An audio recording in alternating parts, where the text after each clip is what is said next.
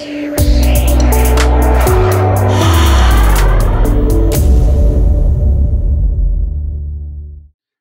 and welcome back to another episode of AdTastic. I'm your host, Tony Stanall, and today we have a special episode because we are talking with Roger Tremblay, who's the principal of PointClear Search. Welcome, Roger. Thank you. It's great to be here. Now, you and I are in the same business of executive recruiting and both in the advertising field. So I was very interested in talking with you. We come from different backgrounds. Why don't we tell us a little about your journey to where you are today? Well, unlike you, who dealt with creative types, I was always on the media side of the business, which is a great way to prepare for being an executive recruiter.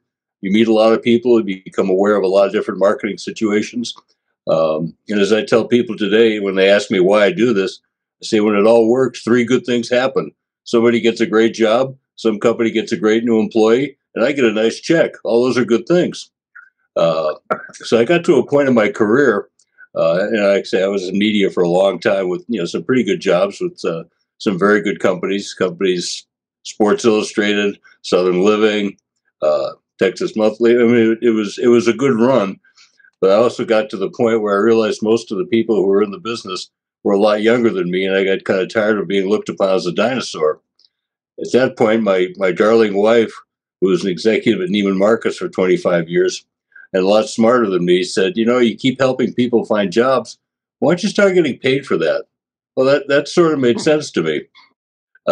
So I had a good friend who worked for an executive recruiting firm in Houston, and I had a good meeting with him.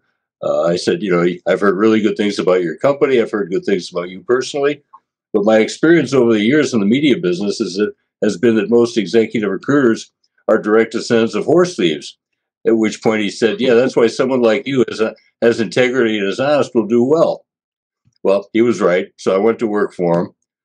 In a year and a half, they made me a senior partner. And I was doing well, but a company based in Houston doing executive recruiting, as you can well imagine, most of their business was in the energy sector, and because most of my business was in advertising and marketing, my fellow partners, referred to my practice as Roger deals with the drunks and the whores. Kind of got tired of hearing that. I realized I could do it on my own without the support of these guys. So 10 years later, here I am. Fantastic. Now, the past couple of years since the pandemic have really rocked the talent market. Tell us what you're seeing out there. Well, 20 and 21 were just awful. I mean, every time I would talk to a potential client, it was, we're laying off people, we're downsizing, we're firing people. No one was hiring. So we managed to survive. But, this year we've actually done more business than we did in the last 3 years combined. People are hiring again, and we at least I did a couple things right. I kept up my contacts in the marketplace, even though no one was doing any business. So when things turned around, people came back, and that's worked out well. The challenges these days, and I think for a lot of people, is the whole issue of remote workplace. Almost any time I talk to somebody about a new position, sometime in the first 5 minutes they're going to ask, is it possible to work remotely? And if it's not, it's almost like the end of the conversation. And I think that whole issue needs to get resolved eventually, because there are companies right now, and I know this to be a fact, they're actually penalizing people who work remotely because especially in our business where creativity and collaboration is critical. You just can't be collaborative and on a Zoom call or on the telephone the way you can in person. You grew up with that kind of a business, especially on the creative end of it. You get more done, sitting there having a cup of coffee with somebody than you do, having a formal meeting. So I think that that's going to change and things are going to happen differently. And I think in the next couple of years. And of course, as we all know, because we hear constantly every day, everybody thinks there's a good possibility there's a recession coming. And I've always said that if you work in the advertising business, you know when the recession's coming because the budgets start getting cut. All of a sudden, Right. a budget that was $20 million last year is now $10 million for next year. That's a problem, and that happens across the board. You get some real problems, and especially in our world in recruiting.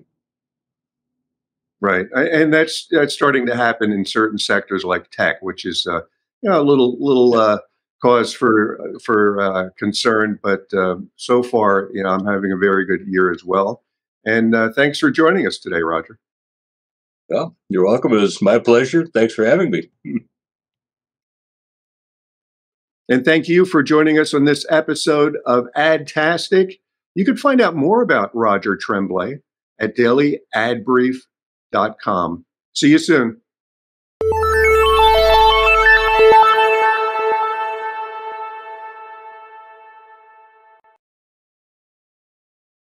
Simplify presents Addressable CTV, combining the power of TV with the targeting and attribution of digital. Simplify's Addressable CTV delivers massive reach with the ability to scale without sacrificing precision. TV buyers can generate incremental reach with household-level targeting, frequency controls, reporting, and insights. To learn more about Simplify's Addressable CTV and what it can do for your clients, visit simply.fi.